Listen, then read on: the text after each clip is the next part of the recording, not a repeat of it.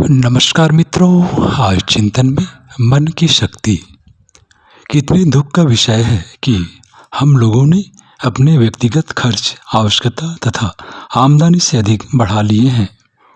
जब आप रुपये के लिए दूसरों के सम्मुख हाथ फैलाते हैं तो स्मरण रखिए, आप दूसरों की मजदूरी हड़पना चाहते हैं। साथ ही अपनी आत्म प्रतिष्ठा, पौरुष, सम्मान, प्रसन्नता भी दूसरे के हाथ बेचते हैं। मांगने से हमारे चरित्र की कमजोरी और दीनता प्रकट होती है। मांगना प्रत्येक दृष्टिकोण से हेय है।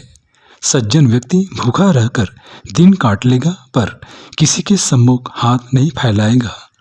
जो लोग रुपया उधार लेकर उत्सव और मेलों में व्यय करते हैं वे अपने साथ बड़ा अत्याचार करते हैं। अपने चरित्र का निर्माण इस प्रकार कीजिए कि उचित आवश्यकताओं की पूर्ति के लिए कभी धन की कमी न पड़े और व्यर्थ की विलासमयी आवश्यकताओं के लिए खर्च करने की आवश्यकता ही प्रतीत न हो। रुपये का काम थोड़ी देर का आनंद या मजेदारी नहीं, प्रत्युत मनुष्य की शारीरिक, मानसिक, आर्थिक, सामाजिक, नैतिक और आध्यात्मिक स्थिति को ऊंचा उठाना है। फिजूल खर्ची एक रोग है। कम आय से मत डरिए, वरन उसी को सावधानी से व्यवस्थापूर्वक व्यय कीजिए। सावधानी से बजट बनाकर अपनी आवश्यकताओं को मर्यादित कर संयमित एवं व्यवस्थित जीवन व्यतीत करना जीवन में दक्षता का रहस्य है। मन बड़ा शक्तिमान है परंतु है बड़ा चंचल।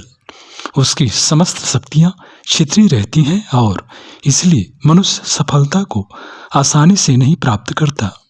सफलता के दर्शन उसी समय होते हैं जब मनुष्य मन अनेक वृत्तियों को छोड़कर किसी एक वृत्ति पर केंद्रित हो जाता है।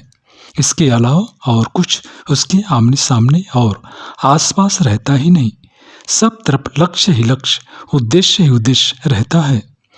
जिन्हें हम विघ्न कहते हैं वे हमारे चित्त की विभिन्न वृत्तियां हैं जो अपने अनेक आकार प्रकार धारण करके सफल होने नहीं देती।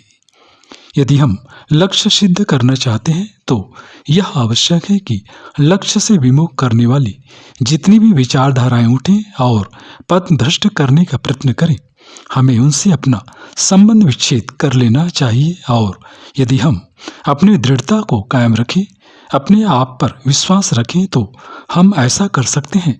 इसमें किसी प्रकार का कोई संदेह नहीं है।